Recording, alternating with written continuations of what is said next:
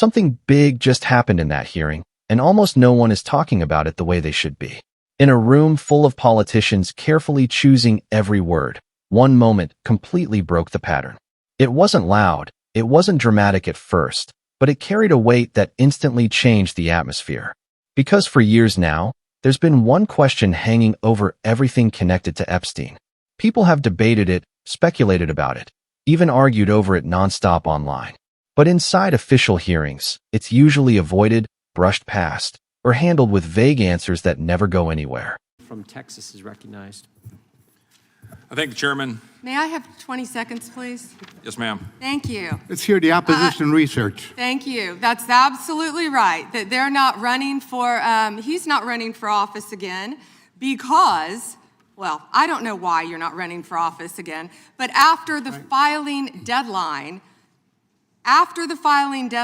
you publicly announced you would not run when your chief of staff, Patty Garcia, announced and took your seat. That's a state matter. That isn't a federal matter. You should investigate crimes. I believe Time Democrats belongs- You should investigate Time belongs to the gentleman violations from of the law. Texas. The time belongs to the gentleman from Texas. And a little flexibility on the time. I appreciate the chairman.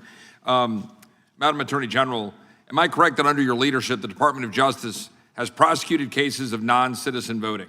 So it's false, as some of my Democratic colleagues have claimed, that it doesn't happen. Yes. I ask that today because we're voting on the Save America Act today to enact common sense policies to ensure only American citizens vote in American elections and enact federal voter ID laws. But it's true, for example, that in just this month, a federal grand jury in Newark indicted two men with illegally voting in federal election and making false statements. Mohammed Mazammel and Mohammed Shakil were non-citizens at the time they registered to vote. This happens, it happens regularly, and you're prosecuting those crimes, correct? Yes. But does that prosecution of those criminals overturn their previously cast votes? That's all pending. But it does not overturn votes that they've cast, right? So passing the Save no, America Congressman. Act would help deal with that problem. Yes, Congressman. Second question. As Attorney General, you're in charge of the Executive Office of Immigration Review, correct? Yes, Congressman. The Biden-Mayorkas regime caused the immigration court case backlog to explode, correct? Explode. Does that sound about right, that in September of 2020, 4 months before President Biden took office, there was a backlog of 1.5 million cases, but by the time President Biden left office, the backlog reached nearly 4.2 million cases? It sounds about right, but I don't have the exact numbers. It would be accurate to say that most individuals who file for asylum have a meritless or fraudulent claim? Most. I don't have the numbers. Oh, so does it sound correct that of the asylum cases adjudicated in FY 2023 under the Biden regime, that only 14% resulted in an asylum grant and only 12% in fiscal year 2024? Does that sound correct? It sounds correct. I'm sorry, I don't have the numbers. Could you get that information to us to Yes, verify absolutely. that data? I'll get all that information to you. Under the Trump administration, immigration judges complete an average of 65,000 cases per month, the highest average completion rate in at least a decade. Does that sound correct? That sounds correct. Ms. Bondi, how many new cases under EOIR received in fiscal year 2025 have you all had? And of those, what percentage have been granted asylum? Do you know? I can try to get you those numbers. I thought I had those. That'd be great, because my question is whether President Trump's decision to pause asylum in the wake of the shooting of a National Guardsman by an Afghani here in Washington, D.C., in the nation's capital, helped to stop the backlog in your office. Does that sound correct? Yes, Congressman. My point being that the leadership of this administration is ending the backlog, reducing the backlog, making sure that we don't have fraudulent asylum claims clogging it, and keeping Americans safe. Is that correct? Yes, Congressman. So a couple other quick questions on another important topic that has been raised by colleagues on both sides of the aisle with respect to the Epstein case. A few questions. One, Jeffrey Epstein was charged in July 2019 for sex trafficking under the Trump administration in his first term. Is that correct? Yes, Congressman. And that Ghislaine Maxwell was charged in 2020 also under the Trump administration, correct? Yes, Congressman. So it is safe to say that the administration led on that issue and that there was silence in the previous administration. Is that correct? Yes, Congressman. Almost complete silence from everyone who's been trying to still talk about Epstein. They didn't say a word under the Biden administration. Nothing. And I want to make one other point and then another question, though, that is important. I want to make one observation, and that is that we've heard the information today, which is troubling, that Jane Doe's, that victims' information was made public and was unredacted in the files that were released on Friday. So my question is, some of us had argued when we were dealing with the discharge petition in Congress, that when Congress inserted itself into the process, that we needed to be very careful to ensure that we were protecting victims. So a question that is both, I just want to make that clear that some of us were fighting for that here, and we didn't get a chance to amend it or change it. So that was concerning. But a question a little more pointed, I have to say, is why, though, were the victims' names released that shouldn't have been? That there were names in the files, that these Jane Does, that their names shouldn't have been made public, when there were some accusers whose names were redacted. That's question one. And question two was that Ghislaine Maxwell was put in jail for trafficking minors. Rightly so, and you properly said here at this table, you hope she dies in jail. Well, I want to know, will anyone besides her or Epstein, which I congratulate President Trump's previous administration and this Department of Justice for continuing all of that, but that they were indicted, but will anyone else be indicted and prosecuted under this, given the information that's in front of us? So 2 questions. Thank you for letting me answer that. They didn't want to hear my answer on the other side. Yes, given the tight time frame of 30 days, I believe we got everything released within a little over 60 days. I'm talking as fast as I can. My time is up.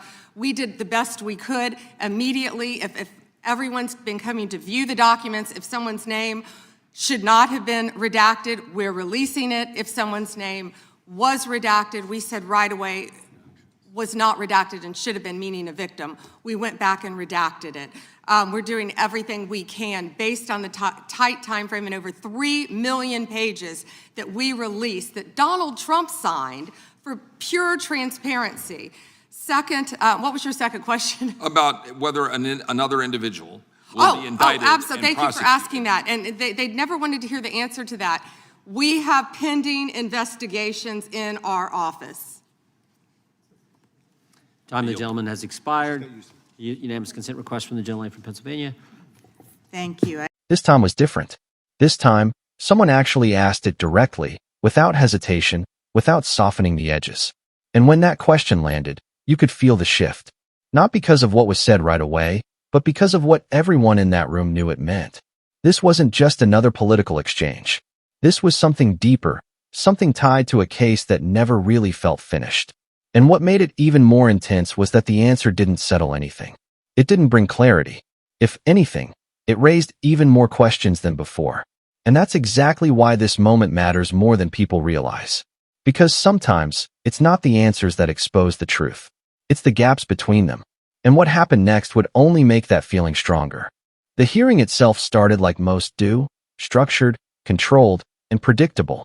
Lawmakers went through their usual lines of questioning, focusing on policy, statistics, and issues that, while important, didn't carry the same weight as what everyone outside the room was really thinking about.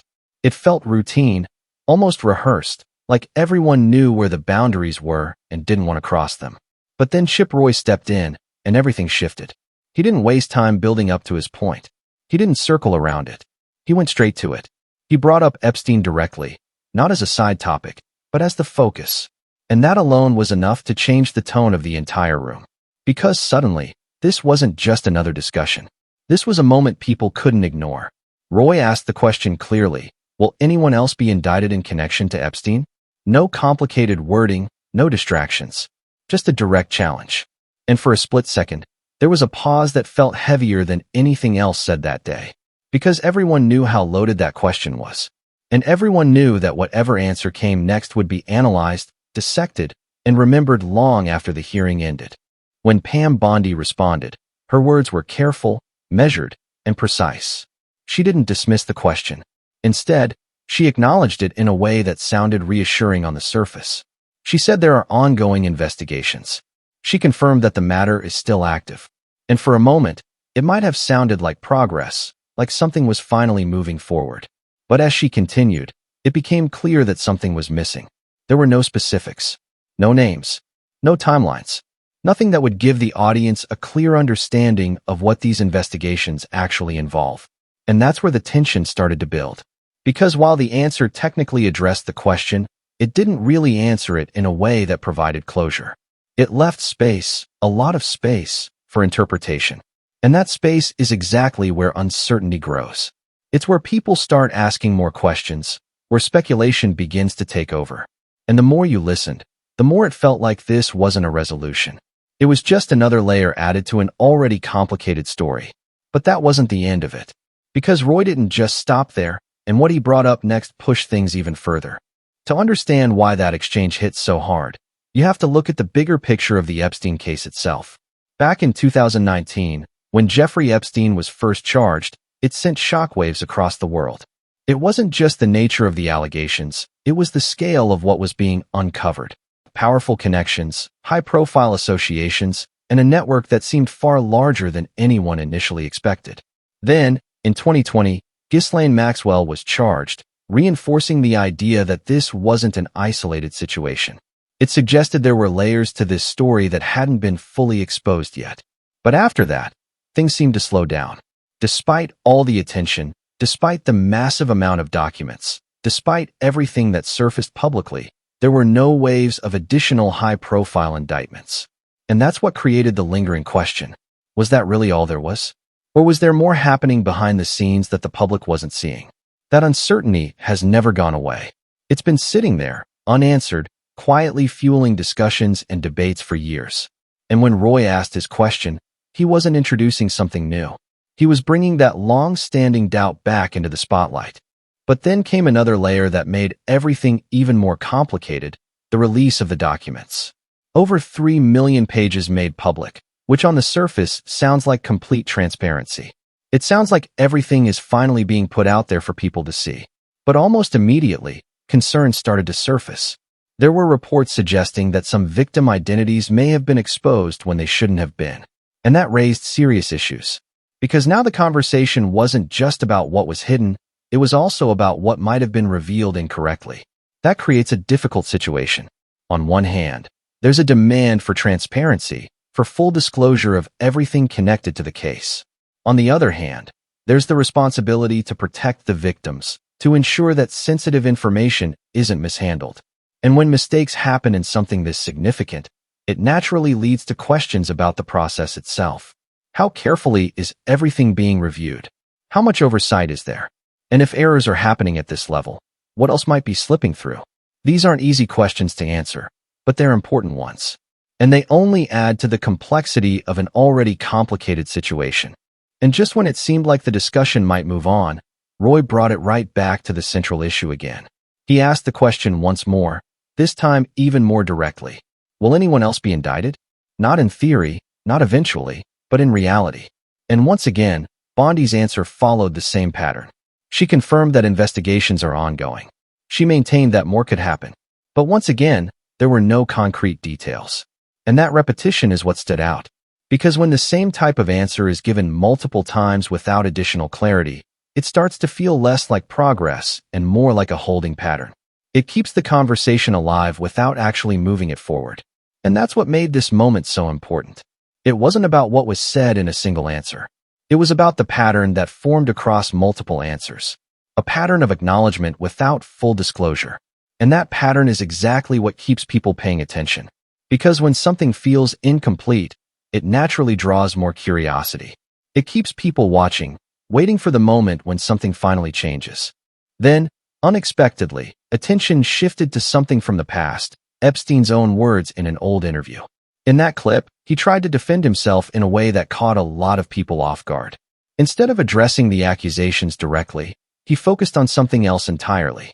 He talked about money, specifically, how some of it was used for charitable efforts, including helping fund vaccination programs in places like Pakistan and India.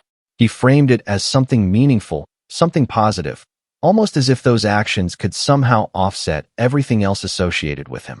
And that argument immediately sparked debate. Because it introduces a difficult moral question. Can positive actions balance out negative ones? Or are they completely separate? It's not a simple issue, and there isn't a clear answer. But what made it even more striking was the context. Hearing those words now, after everything that's come out, creates a different reaction than it might have at the time. It feels disconnected from the reality people associate with the case. And that disconnect is what makes it so powerful. It forces people to think, to question, and to reassess what they're hearing. But that moment didn't bring closure either. If anything, it added another layer of complexity to an already tangled situation. Because now, the conversation isn't just about legal accountability. It's also about perception, about how people interpret actions and intentions. And in a case like this, where emotions run high and opinions vary widely, that becomes a significant factor.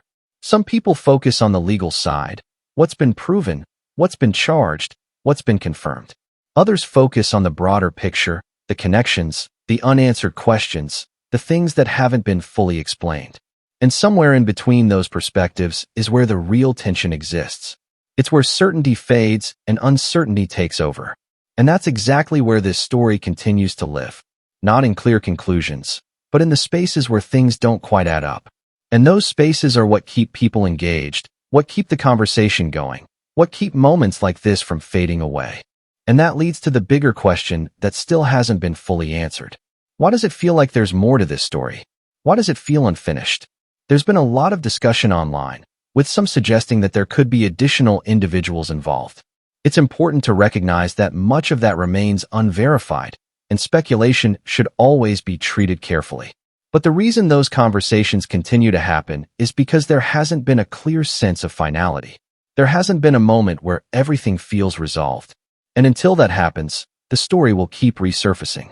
It will keep appearing in hearings, in interviews, in discussions across different platforms. Because unresolved questions have a way of sticking around. They don't just disappear. They wait for the next opportunity to be asked again. And that's exactly what happened here. One question, asked at the right moment, brought everything back into focus. At the end of the day, what Chip Roy did was simple, but impactful. He asked directly. He didn't soften the question or redirect it. He put it out there in a way that couldn't be ignored. And the response he received, while important, left enough uncertainty to keep the conversation going. Because if there truly are ongoing investigations, then people will be watching closely to see what comes next. And if nothing comes from them, then that raises a completely different set of concerns. Either way, this moment wasn't just another exchange in a hearing.